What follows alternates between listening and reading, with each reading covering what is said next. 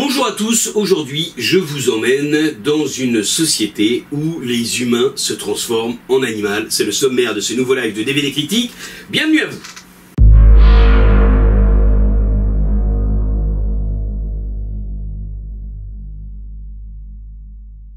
Eh bien oui, aujourd'hui je vous emmène dans un film français fantastique, c'est Le règne animal de Thomas Caillet. Alors de quoi ça parle? Eh bien ça parle d'un monde qui est en proie à une vague de mutations qui transforme les humains en animaux. François, donc, qui est le personnage principal interprété par Romain Duris, fait tout pour sauver sa femme, touchée par ce phénomène mystérieux.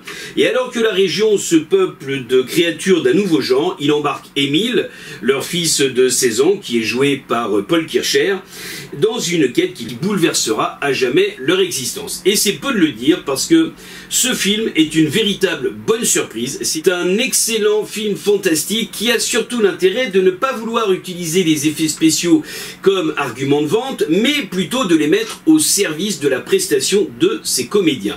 Et c'est certainement la première meilleure idée que le réalisateur ait pu avoir, parce que forcément quand on réalise un film avec un tel pitch, on se dit qu'il doit y avoir pléthore d'effets spéciaux, et il y en a. Il y a plusieurs types de technologies d'utiliser, et ce tout simplement parce que ce que ne voulait pas le réalisateur, c'était que ces effets spéciaux soient tout de suite détectables et que immédiatement le spectateur se focalise dessus. C'est un vrai choix et c'est une véritable réussite, parce que le film effectivement se déroule sur plus de 2 heures avec des personnages qui vont se transformer en différents animaux. Alors on peut imaginer que c'est suivant leur personnalité qui va se transformer en une sorte d'animal totem, mais le scénario va beaucoup plus loin. Alors d'abord c'est un scénario qui avait été écrit par Pauline Munier, qui avait fait ça à la Fémis, et lors d'un masterclass, le réalisateur a lu ce scénario et a eu envie de le développer et d'aller y mettre toutes ces références et tous les thèmes qu'il souhaite aborder dans ses films, à savoir la transmission et surtout l'écologie, savoir quelle planète on veut laisser à nos générations futures, à nos enfants, à nos petits-enfants, mais aussi celle dont on a hérité, qu'est-ce qu'on veut en faire maintenant et comment est-ce qu'on veut vivre maintenant. Alors, ça peut paraître un peu pompeux. Ce qui est intéressant dans ce scénario, c'est qu'il va amener une véritable réflexion et que le réalisateur va pouvoir jouer entre action, drame, comédie, film fantastique pur. Il y a plein de choses dans ce film. Mais alors, ce qui est une réussite, c'est que le film finit par nous cueillir à la fin. On est captivé du début jusqu'à la fin, mais alors la conclusion est juste magnifique. Et je crois que on pouvait s'attendre, pendant tout le film, on se dit bah oui, ça va se finir comme ça, on s'attend à plein de conclusions, pas à celle-là. Et c'est ce qui rend le film encore plus intéressant. La grande surprise, enfin, j'allais dire la grande surprise, peut-être plutôt le gros atout de ce film, eh bien c'est une fois de plus sa distribution.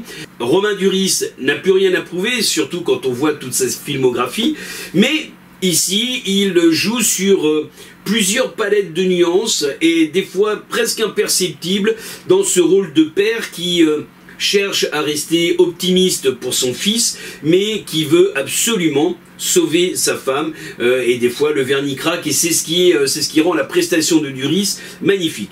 Et puis il y a Paul Kircher. Alors Paul Kircher, si vous avez vu Le Lycéen, le film de Christophe Honoré qui est sorti l'année dernière, vous le connaissez parce que c'était son premier rôle et le gamin nous hypnotise et nous a offert une prestation hors norme, hallucinante. Et là, eh ben, c'est encore une fois, il utilise à la fois son côté un peu gauche, parce qu'il a une démarche un peu particulière, on a l'impression qu'il va tomber à chaque pas, on a l'impression qu'il est maladroit, mais chaque mot, chaque geste est d'une précision hors norme, et ce gamin est promis certainement à une très très grande carrière, et ce film, Le règne animal, en est une preuve une fois de plus.